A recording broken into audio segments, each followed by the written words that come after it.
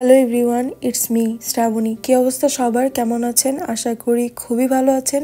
তবে আমি খুব বেশি একটা ভালো নেই, কারণ প্রচণ্ড গরমে অবস্থা খারাপ। তো বেশি কথা না বাড়িয়ে চলেন আমরা বার্গার কিং থেকে ঘুরে আসি।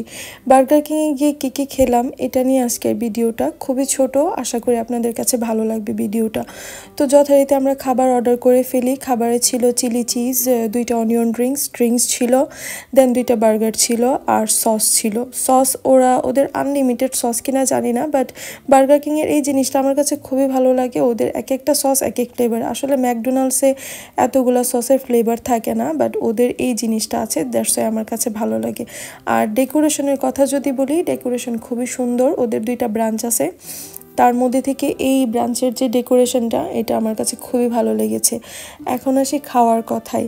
খাওয়ার মধ্যে আমার কাছে সবগুলো খাবারই ভালো লেগেছে, বাট আমার বার্গারটা এত ভালো ছিল না। তো ফার্স্টে আমি অনিয়ন ড্রিঙ্কসটা ট্রাই করছিলাম। অনিয়ন ড্রিঙ্কস আমাদের রেস্টুরেন্টও হয়, এটা আমার কাছে তেমন আহামরি স্পেশাল কিছু না। যেহেতু আমি ভিডিও বানাই, তার জন্যই ব্লগটা বানানো, আর কিছুই না। আর সসের সাথে ডিপ করে খেতে ভালোই লাগছিল, আমার কাছে ভালো লেগেছে অনিয়ন ড্রিঙ্কস। ওদের আমরা তিনটা ফ্লেভারের সস নেই। একটা ছিল কারি ম্যাঙ্গো ফ্লেভার, আরেকটা ছিল মাস্টার্ড উইথ হানি, অ্যান্ড আরেকটা ছিল চিজ সস। হ্যাঁ, চিজ সস এরকম টাইপের ছিল। তো আসলে আমি ভিডিওগুলা বানাচ্ছি কেন আমি নিজেও জানি না, বাট আমি খুবই শাই ফিল করছিলাম যখন ভিডিওগুলো বানাচ্ছিলাম। কিন্তু আমি যেহেতু নতুন ভিডিও বানানো শুরু করেছি, তো আমি ভাবলাম যে একটা ভিডিও বানানোই যেতে পারে। আর আমি সত্যি কথা তেমন বেশি একটা ভিডিও কখনোই বানাই না। যদি আমি ভিডিও বানানোর চেষ্টা থাকতো বা চিন্তা ভাবনা থাকতো, আমি অনেক আগে থেকেই আরও অনেক ভিডিও বানাতে পারতাম। বার্গার কিংয়ে গিয়ে তেমন স্পেশাল করে ভিডিও বানানোর কিছু নেই, শুধুমাত্র আপনাদের জন্যই বানানো। তো যাই হোক, এখন আসি মাস্টার্ড উইথ হানি সসটার কথা। এই সসটা সব থেকে বেস্ট ছিল। আর এটার সাথে আমি চিজটা অ্যাড করে খাচ্ছিলাম। আর চিলি চিজটা ভেতর থেকে কতটা, বাইরে থেকে যেমন ক্রিস্পি ছিল, ভেতর থেকে তেমনই এটা একটা চিজি ফ্লেভার ছিল। এটা খুবই ভালো ছিল।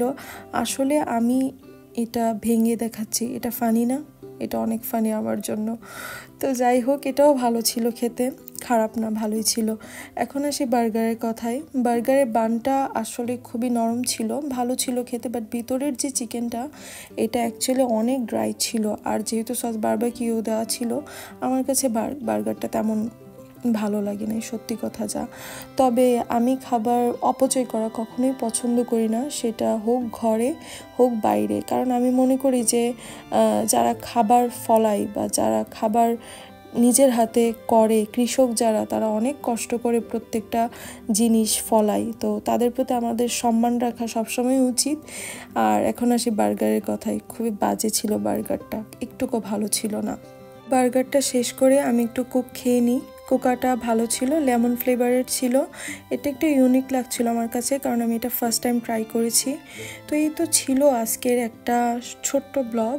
আই হোপ আপনাদের কাছে ভালো লাগবে। আমি তো ভালো করে বানানোর চেষ্টা করছি। তো আমার ভিডিও যদি ভালো লাগে সবাই ভালোবাসা দেবেন, যদি ভালো না লাগে তাহলেও বলবেন।